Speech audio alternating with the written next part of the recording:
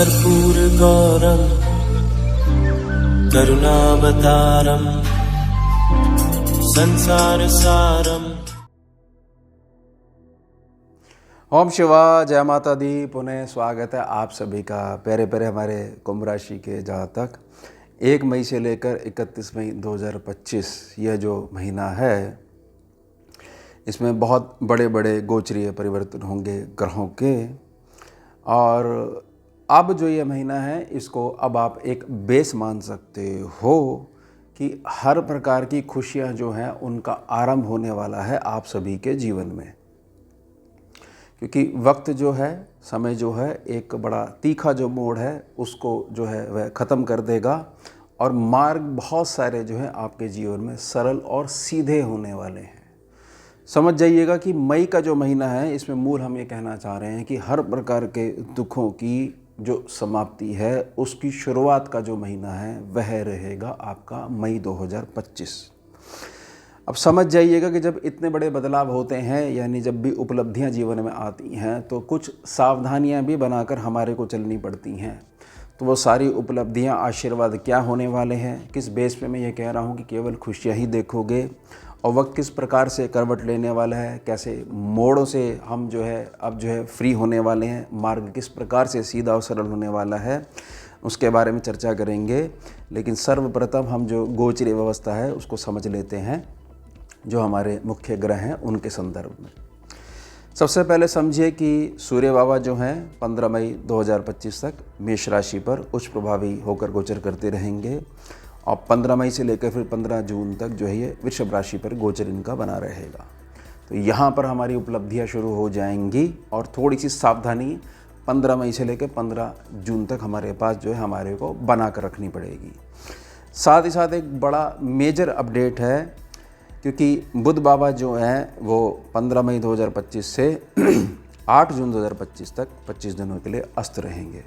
देखिए, बुध देव को क्यों शामिल करा गया है, क्योंकि बुध एकमात्र ऐसे ग्रह हैं जो किन्हीं भी दो विपरीत ग्रहों के बीच में जो चलने वाले जो विपरीत प्रभाव हैं उनको शांत करवा सकते हैं। यानी शांति को पैदा करने वाला जो ग्रह है बुध जो है, वह 25 दिनों के लिए अस्त प्रभावी है। तो हमारे को थोड़ा सा अलर्ट बन के रहना पड़ेगा, यानी जिस पे हमारी डिपेंडेंसी है वह 25 दिनों के लिए अवेलेबल नहीं है। अब बड़े मेजर अपडेट हैं बड़े प्लैनेट्स के लिए। बृहस्पति बाबा 14 मई तक जो है वृषभ राशि में बने रहेंगे, शुक्र बाबा के साइन में बने रहेंगे, और फाइनली बड़े लंबे समय के पश्चात 14 मई 2025 से 18 अक्टूबर 2025 दिन शनिवार का होगा, मिथुन राशि में इनका गोचर रहेगा। देखिए, इनकी मूल प्रकृति से ना अलग स्वभाव है, बड़ी तेजी चल रहे हैं, इतनी तेज स्पीड नहीं होती इनकी, क्योंकि इनकी जो गति है वह अतिचारी की श्रेणी में आ चुकी है, और 2033 तक जो है ये इसी प्रभाव में बने रहेंगे। अब इसमें ना बहुत सारे पॉजिटिव बदलाव होंगे आपके जीवन में। ऐसा नहीं है कि स्पीड तेज होगी तो बहुत सारी चीज़ों में जो है हमारे को दुख पहुंचने वाला है। साथ ही साथ राहु और केतु के संदर्भ में फाइनली बड़े लंबे समय के पश्चात 18 मई 2025 से 5 दिसंबर 2026 तक कुंभ राशि पर गोचर करेंगे, और केतु बाबा सिंह राशि पे गोचर करेंगे। अब इनका जो आगे बढ़ना है वह इनका पीछे बढ़ना जो है वो इनका आगे बढ़ना कहा जाता है, क्योंकि ये उल्टे चलते हैं तो ये पीछे आते हैं, तो बोलते हैं भाई आगे मूव करा। तो आगे मूव करने का मतलब ये नहीं कि अगली राशि में गए, ये उल्टा चलते हैं बाकी ग्रहों से। सबसे पहले बात करेंगे उपलब्धियों के ऊपर, और साथ में जो प्रिकॉशंस है ध्यान बना के रखना है उसके ऊपर। किस आधार पे कहा जा रहा है आप खुशियाँ देखोगे। देखिए, राहु आपके लगन में आ गए 11 नंबर साइन में, केतु बाबा आपके आगे 5 नंबर साइन में, 7वें भाव में आ गए।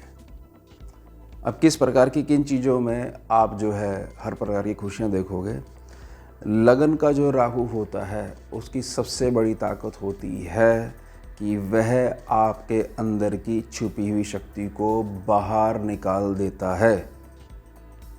समझिए, दोबारा समझिए कि आपके अंदर जो छुपी हुई ताकत होती है उसको बाहर निकाल देता है। कैसा भी आपका समय चल रहा हो उसको सीधा कर देता है। लगन के राहु की ये उपलब्धि है। तो लगन का राहु जो है, जो हमारे प्यारे प्यारे कुंभ राशि या कुंभ लगन के जो जातक हैं, जिनके अंदर हर प्रकार की काबिलियत है, फिर भी समय के प्रभाव के चलते और अन्य कष्टों की वजह से वह जो उपलब्धि है विद्या के रूप में, जीवन के अनुभव के रूप में, वो बाहर प्रकट नहीं हो पा रही थी। अब ऐसे ऐसे लोगों से आपका संपर्क होने वाला है, ऐसी स्थितियां आपके जीवन में प्रकट होने वाली हैं। 14 मई को, 15 मई को, 18 मई को, ये 3 जो तिथियां हैं, 3 जो डेट्स हैं, इसमें बड़े बड़े परिवर्तन होने वाले हैं और एक बेस बनना शुरू हो जाएगा कि फाइनली वह महीना आ चुका है जिसमें जो हम असलियत में जो करना चाहते थे, जो हमारे हृदय की बड़ी छिपी हुई भावना थी, अभी तक हम ऐसे कर रहे थे कि मन मार के केवल जो है हमारी दाल रोटी चलती रहे, इसलिए हम आगे बढ़ रहे थे।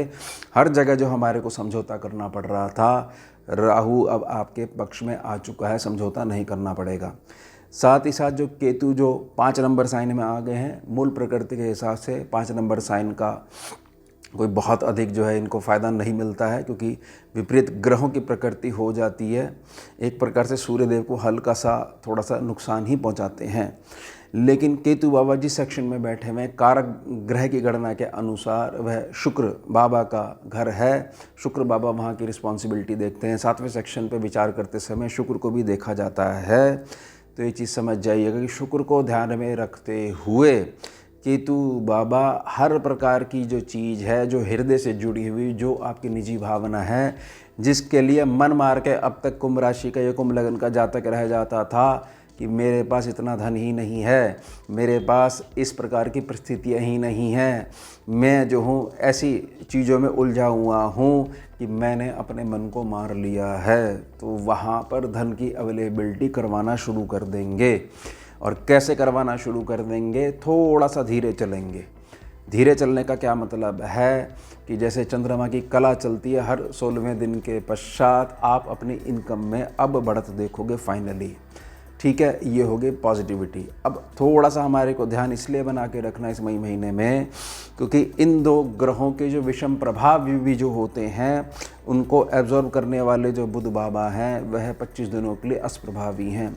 तो पूरे महीने हमारे को ये ध्यान बना के रखना है कि राहु के चलते हमारे जो पति पत्नी के आपसी संबंध हैं, घर में जो प्यार वाला वातावरण है, वह बिगड़ना नहीं चाहिए।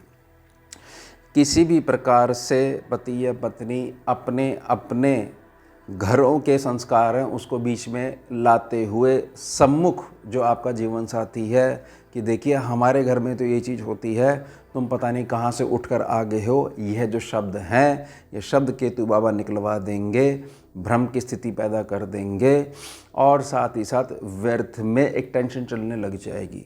तो ये राहु और केतु की जो थोड़ी सी बदमाशी है, वह जो आपकी मैच्योरिटी वाली नेचर है उसको थोड़ा सा प्रभावित कर सकती है। तो प्रार्थना रहेगी, सोच समझ के आपके घर का माहौल है उसको आपने बनाकर रखना है। समझे कि ये ज़रूरी नहीं है कि कैसे भी घर में माहौल हो गया और तुरंत जो है आपको फैसला ऑन द स्पॉट करना ही करना है। यह कोई क्षेत्र नहीं है, कोई पिक्चर नहीं चल रही है, ये आपका घर है, ये आपके अपने हैं। प्यार से ही सारी चीज़ संभव होती है। तो नेगेटिव प्रभाव जो है वो परेशान नहीं कर पाएंगे। तो उपलब्धियों के साथ हमारे को इन चीज़ों का ध्यान भी बना के रखना है। साथ ही साथ हमारे को समझना है कि तीसरे सेक्शन से निकलकर अब सूर्यदेव जो हैं वो 4थे सेक्शन में आ गए हैं, जहाँ पर अभी तक जो है 14 तारीख तक बृहस्पति बाबा बैठे हुए थे। अब जो उच्च प्रभावी जो सूर्यदेव हैं, कहीं ना कहीं ये हमारे संपर्क बनवाने के लिए थोड़ा सा हमारे को यात्राएं अधिक करवा रहे थे, जिसमें अभी तक हमारे को ये लगता आ रहा था कि सूर्य तो उच्च प्रभावी हैं, लेकिन मेरे जीवन में ऐसा लग रहा है कि संघर्ष कम होने के बजाय बढ़ता जा रहा है। तेज प्रकृति है ना, ज्वलनशील प्रकृति है।